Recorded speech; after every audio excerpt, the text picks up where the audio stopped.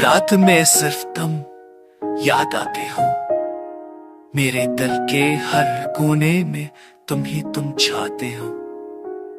जाने भी लगती है तुम्हारे जैसी नरम, सताए भी पूछे तुम कहाँ हो कस कर गरम। हर सांस में तुम्हारी खुशबू बसी हुई है, हर लम्हा तुम्हारे साथ गुजरी हुई है।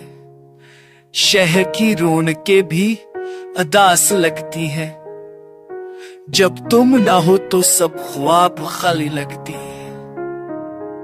मेरी आंखों की नींद तुमने छीन ली, मेरी हंसी के रंग तुमने भर दी। जो ख्वाब मैंने देखे थे सब सच लगते हैं, जब तुम करीब होते हो तो सब पल चिंतक लगते हैं।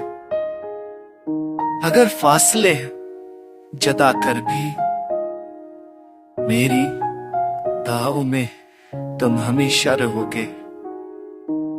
ये दिल कभी ना बदले ना टूटेगा, हर धड़कन में तुम्हारी याद में जियोगे। मैंने सीखा है मोहब्बत का मतलब, तेरा साथ तेरा लम्स हर पल का सुकून। जिंदगी के हर रंग में तुम हो, हर खुशी हर गम हर मुहा तुम हो। ये गाना नहीं ये दिल की सुधा है, जो हमेशा तुम्हारे लिए गाता है।